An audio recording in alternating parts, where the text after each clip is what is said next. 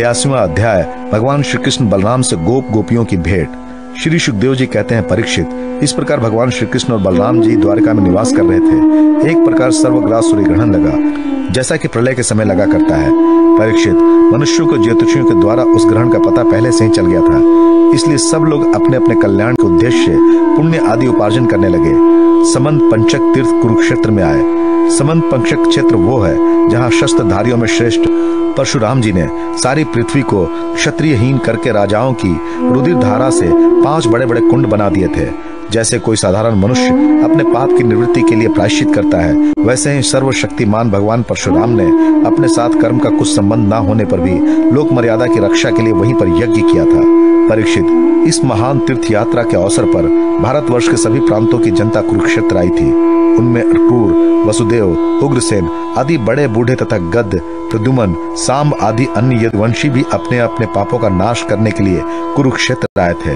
प्रद्युमन नंदन अनिरुद्ध और यदुवंशी सेनापति कृतवर्मा, ये दोनों सुचंद्र, शक, सारण आदि के साथ नगर की रक्षा के लिए द्वारका में रह गए थे। यदुवंशी एक तो स्वभाव से ही परम तेजस्वी थे, दूसरे गले में सोने की माला, दिव्य पुष्पों की हार, बहुमूल्य वस्त्र और कवचों से सुसज्जित होने के कारण उनकी शोभा और भी बढ़ गई थी। वे तीर्थ यात्रा के पथ में देवताओं के विमान के समान रथों, समुद्र की तरंग के समान चलने वाले घोड़ों, बादलों के समान विशाल काय एवं गर्जना करते हुए हाथियों तथा विद्याधरों के समान मनुष्यों द्वारा ढोई जाने वाली पालकियों पर अपनी पत्नियों के साथ इस प्रकार शोभायमान हो रहे थे मानो स्वर्ग के देवता ही यात्रा कर रहे हो। महाभाग्यवान यदुवंशियों ने कुरुक्षेत्र में पहुंचकर एकाग्र चित्त से संयम पूर्वक स्नान किया और ग्रहण के उपलक्ष्य में निश्चित काल तक उपवास भी किया। उन्होंने ब्राह्मणों को गोदान किया, ऐसी गौओं का दान किया जिन्हें वस्त्रों की सुंदर सुंदर झूले, पुष्प मालाएं एवं सोने के जंजीरें पहना दी गई थी। इसके बाद ग्रहण का मोक्ष हो जाने पर परशुराम जी के बनाए हुए कुंडों में यदुवंशियों ने विधि पूर्वक स्नान किया और सतपात ब्राह्मणों को सुंदर सुंदर पकवानों का भोजन कराया। उन्होंने अपने मन में यह संकल्प किया था कि भगवान श्री कृष्ण के चरणों में ही हमारी प्रेम भक्ति बनी रहे। भगवान श्री कृष्ण को ही अपना आदर्श और इष्ट देव मानने वाले यदुवंशियों ने ब्राह्मणों से अनुमति लेकर तब स्वयं भोजन किया और फिर घनी एवं ठंडी छाया वाले वृक्षों के नीचे अपनी अपनी इच्छा अनुसार डेरा डालकर ठहर गए। परीक्षित, विश्राम कर लेने के बाद यदुवंशियों ने अपने सहृद और संबंधी राजाओं से मिलना भेंटना शुरू किया। वहां मत्स्य, उशीनर, कोसल, विदर्भ, कुरु, सुंजय, कंबोज, केकय, मद्र, कुंती, अनर्त, केरल एवं दूसरे अनेकों देशों के अपने पक्ष के तथा शत्रु पक्ष के सैकड़ों नरपति आए हुए थे। परीक्षित, इनके अतिरिक्त यदुवंशियों के परम हितैषी बंधु नंद आदि गोप तथा भगवान के दर्शन के लिए चिरकाल से उत्कंठित गोपियां भी वहां आई हुई थी। यादवों ने उन सबको देखा। परीक्षित, एक दूसरे के दर्शन, मिलन और वार्तालाप से सभी को बड़ा आनंद हुआ। सभी के हृदय कमल एवं मुख कमल खिल उठे। सब एक दूसरे को भुजाओं में भरकर हृदय से लगाते। उनके नेत्रों से आंसुओं की झड़ी लग जाती, रोम रोम खिल उठता, प्रेम के आवेग से बोली बंद हो जाती और सब के सब आनंद समुद्र में डूबने उतराने लगते। पुरुषों की भांति स्त्रियां भी एक दूसरे को देखकर प्रेम और आनंद से भर गईं। वह अत्यंत सौहार्द, मंद मंद मुस्कान, परम पवित्र तिरछी चितवन से देख देखकर परस्पर भेंट अखबार भरने लगी। वे अपने भुजाओं में भरकर केसर लगे हुए वक्षस्थलों को दूसरे स्त्रियों के वक्षस्थलों में दबाती और अत्यंत आनंद का अनुभव करती। उस समय उनके नेत्रों में प्रेम के आंसू छलकने लगते। अवस्था आदि में छोटों ने बड़े बूढ़ों को प्रणाम किया और उन्होंने अपने से छोटों का प्रणाम स्वीकार किया। वे एक दूसरों का स्वागत करते तथा कुशल मंगल आदि पूछकर फिर श्री कृष्ण के मधुर लीलाएं आपस में कहने सुनने लगे। परीक्षित, कुंती, वसुदेव आदि अपने भाइयों बहनों, उनके पुत्रों, माता पिता, भाभियों और भगवान श्री कृष्ण को देखकर तथा उनसे बातचीत करके अपना सारा दुख भूल गई। कुंती ने वसुदेव जी से कहा, भैया, मैं सचमुच बड़ी अभागिन हूँ। मेरी एक भी साथ पूरी ना हुई। आप जैसे साधु स्वभाव सज्जन भाई आपत्ति के समय मेरी सुधि भी ना ले, इससे बढ़कर दुख की बात क्या होगी।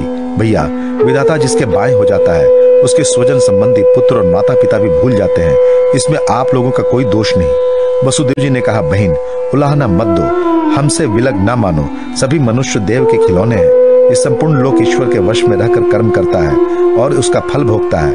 बहन, कंस से सताए जाकर हम लोग इधर उधर अनेक दिशाओं में भगे हुए थे। अभी कुछ ही दिन हुए, ईश्वर कृपा से हम सब पुनः अपना स्थान प्राप्त कर सके हैं। श्री सुखदेव जी कहते हैं, परीक्षित, वहां जितने भी नरपति आए थे, वसुदेव, उग्रसेन आदि यदुवंशियों ने उनका खूब सादर सत्कार किया। वे सब भगवान श्री कृष्ण का दर्शन पाकर परमानंद और शांति का अनुभव करने लगे। परीक्षित, भीष्म पितामह, द्रोणाचार्य, धृतराष्ट्र, दुर्योधन आदि पुत्रों के साथ गांधारी, पत्नियों के सहित युधिष्ठिर आदि पांडव, कुंती, सृंचय, विदुर, कृपाचार्य, कुंती भोज, विराट, भीष्मक, महाराज नग्नजित, पुरुजित, द्रुपद, शल्य, दृष्टकेतु, काशी नरेश, दमघोष, विशालाक्ष, मिथिला नरेश, मद्र नरेश, केकई नरेश, यदुमन्यु, सुशर्मा अपने पुत्रों के साथ बालिक और दूसरे भी युधिष्ठिर के अनुयायी नृपति भगवान श्री कृष्ण का परम सुंदर श्री निकेतन विग्रह और उनके रानियों को देखकर अत्यंत विस्मित हो गए।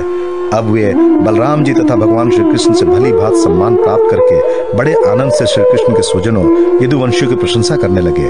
उन लोगों ने मुख्यतया उग्रसेन जी को संबोधित कर कहा, भोगराज उग्रसेन जी, सच पूछिए तो इस जगत के मनुष्यों में आप लोगों का जीवन ही सफल है, धन्य है, धन्य है, क्योंकि जिन श्री कृष्ण का दर्शन बड़े बड़े योगियों के लिए भी दुर्लभ है, उन्हीं को आप लोग नित्य निरंतर देखते रहते हैं। वेदों ने बड़े आदर के साथ भगवान श्री कृष्ण की कीर्ति का गान किया है। उनके चरण धोवल का जल गंगा जल, उनकी वाणी, शास्त्र और उनकी कीर्ति इस जगत को अत्यंत पवित्र कर रही है। अभी हम लोगों के जीवन की ही बात है। समय के फेर से पृथ्वी का सारा सौभाग्य नष्ट हो चुका था, परंतु उनके चरण कमलों के स्पर्श से पृथ्वी में फिर समस्त शक्तियों का संचार हो गया और अब वह फिर हमारी समस्त अभिलाषाओं, मनोरथों को पूर्ण करने लगी। उग्रसेन जी, आप लोगों का श्री कृष्ण के साथ वैवाहिक एवं गोत्र संबंध है।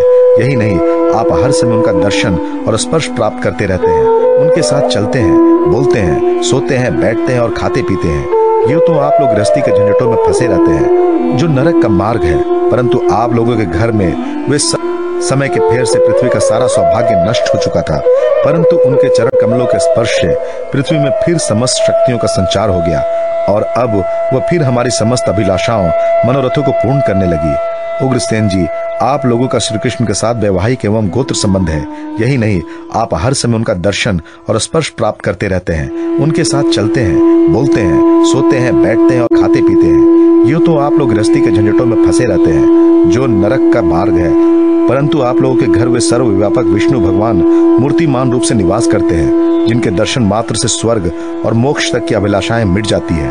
श्री सुखदेव जी कहते हैं, परीक्षित, जब नंद बाबा को यह बात मालूम हुई कि श्री कृष्ण आदि यदुवंशी कुरुक्षेत्र में आए हुए हैं, तब वे गोपों के साथ अपनी सारी सामग्री गाड़ियों पर लाद कर अपने प्रिय पुत्र श्री कृष्ण बलराम आदि को देखने के लिए वहां आए। नंद आदि गोपों को देखकर सब के सब यदुवंशी आनंद से भर गए। वे सब इस प्रकार उठ खड़े हुए मानो मृत शरीर में प्राणों का संचार हो गया हो। वे लोग एक दूसरे से मिलने के लिए बहुत दिनों से आतुर हो रहे थे, इसलिए एक दूसरे को बहुत देर तक अत्यंत गाढ़ भाव से आलिंगन करते रहे। वसुदेव जी ने अत्यंत प्रेम और आनंद से विवल होकर नंद जी को हृदय से लगा लिया। उन्हें एक एक करके सारी बातें याद हो आई। कंस किस प्रकार उन्हें सताया था और किस प्रकार उन्होंने अपने पुत्र को गोकुल में ले जाकर नंद जी के घर रख दिया था। भगवान श्री कृष्ण और बलराम जी ने माता यशोदा और पिता नंद जी के हृदय से लगकर उनके चरणों में प्रणाम किया। परीक्षित, उस समय प्रेम के उद्रेक से दोनों भाइयों का गला रुंध गया। वे कुछ भी बोल ना सके।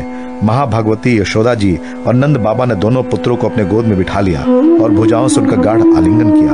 उनके हृदय में चिरकाल तक ना मिलने का जो दुख था वह सब मिट गया। रोहिणी और देवकी जी ने ब्रजेश्वरी यशोदा को अपनी अखबार में भर लिया। यशोदा जी उन लोगों के साथ मित्रता का जो व्यवहार किया था उसका स्मरण करके दोनों का गला भराया। वे यशोदा जी से कहने लगे, यशोदा रानी, आपने और ब्रजेश्वर नंद जी ने हम लोगों के साथ जो मित्रता का व्यवहार किया है वह कभी मिटने वाला नहीं है। उसका बदला इंद्र का ऐश्वर्य पाकर भी हम किसी प्रकार नहीं चुका सकती। नंद रानी जी, भला ऐसा कौन कृतज्ञ होगा जो आपके उस उपकार को भूल सके। देवी, जिस समय बलराम और श्री कृष्ण ने अपने माँ बाप को देखा तक न था और इनके पिता ने धरोहर के रूप में इन्हें आप दोनों के पास रख छोड़ा था, उस समय आपने इन दोनों की इस प्रकार रक्षा की जैसे पलके पुतलियों की रक्षा करती हैं, तथा आप लोगों ने इन्हें खिलाया पिलाया, दुलार किया और रिझाया। इनके मंगल के लिए अनेकों प्रकार के उत्सव मनाए। सच पूछिए तो इनके माँ बाप आप लोग ही हैं। आप लोगों की देख रेख में इन्हें किसी की आंच तक न लगी। वे सर्वथा निर्भय रहे। ऐसा करना आप लोगों के अनुरूप ही था, क्योंकि सत्पुरुषों की दृष्टि में अपने पराये का भेदभाव नहीं रहता।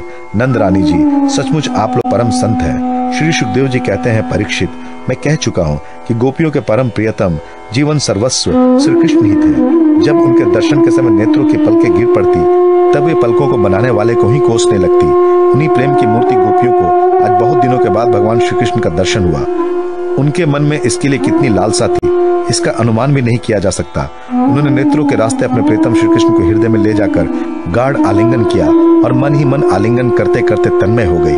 परीक्षित, कहाँ तक कहूँ, वे उस भाव को प्राप्त हो गई जो नित्य निरंतर अभ्यास करने वाले योगियों के लिए भी अत्यंत दुर्लभ है। जब भगवान श्री कृष्ण ने देखा कि गोपियां मुझसे तादात्म्य को प्राप्त एक हो रही हैं। तब वे एकांत में उनके पास गए, उनको हृदय से लगाया, कुशल मंगल पूछा और हंसते हुए यो बोले, सखियो, हम लोग अपने स्वजन संबंधियों का काम करने के लिए वज्र से बाहर चले आए और इस प्रकार तुम्हारी जैसी प्रेयसियों को छोड़कर हम शत्रुओं का विनाश करने में उलझ गए। बहुत दिन बीत गए, क्या कभी तुम लोग हमारा स्मरण करती हो? मेरी प्यारी गोपियों, कहीं तुम लोगों के मन में यह आशंका तो नहीं हो गई है कि मैं अकृतज्ञ हूँ और ऐसा समझकर तुम लोग हमसे बुरा तो नहीं मानने लगी हो? निसंदेह भगवान ही प्राणियों के संयोग और वियोग के कारण है। जैसे वायु बादलों, तिनको, रुई और धूल के कणों को एक दूसरे से मिला देती है और फिर स्वच्छंद रूप से उन्हें अलग अलग कर देती है, वैसे ही समस्त पदार्थों के निर्माता भगवान भी सबका संयोग वियोग अपने इच्छा अनुसार करते रहते हैं। सखियों, ये बड़े सौभाग्य की बात है कि तुम सब लोगों को मेरा वो प्रेम प्राप्त हो चुका है जो मेरी ही प्राप्ति कराने वाला है, क्योंकि मेरे प्रति की हुई प्रेम भक्ति प्राणियों के अमृतत्व परमानंद धाम प्रदान करने में समर्थ है। प्यारी गोपियों, जैसे घट, पट आदि जितने भी भौतिक पदार्थ हैं, उनके आदि, अंत और मध्य में, बाहर और भीतर, उनके मूल कारण पृथ्वी, जल, वायु, अग्नि तथा आकाश ही ओतप्रोत हो रहे हैं, वैसे ही जितने भी पदार्थ हैं, उनके पहले, पीछे, बीच में, बाहर और भीतर केवल मैं ही मैं हूँ। इसी प्रकार सभी प्राणियों के शरीर में यही पांचों भूत कारण रूप में स्थित है और आत्मा भोक्ता के रूप से अथवा जीव के रूप से स्थित है, परंतु मैं इन दोनों से परे अविनाशी सत्य हूँ। ये दोनों मेरे ही अंदर प्रतीत हो रहे हैं, तुम लोग ऐसा अनुभव करो। श्री सुखदेव जी कहते हैं, परीक्षित, भगवान श्री कृष्ण ने इस प्रकार गोपियों को अध्यात्म ज्ञान के शिक्षा से शिक्षित किया। उसी उपदेश को बार बार स्मरण करके गोपियों का जीव कोश, लिंग शरीर नष्ट हो गया और वे भगवान से एक हो गई, भगवान को ही सदा सर्वदा के लिए प्राप्त हो गई। उन्होंने कहा, हे कमल नाभ, अगाध बोध संपन्न बड़े बड़े योगेश्वर, अपने हृदय कमल में आपके चरण कमलों का चिंतन करते रहते हैं। जो लोग संसार के कुएं में गिरे हुए हैं, उन्हें उससे निकलने के लिए आपके चरण कमल ही एकमात्र अवलंबन है। प्रभु, आप ऐसी कृपा कीजिए कि आपका वो चरण कमल घर गृहस्थ के काम करते रहने पर भी सदा सर्वदा हमारे हृदय में विराजमान रहे, हम एक क्षण के लिए भी उसे ना भूलें।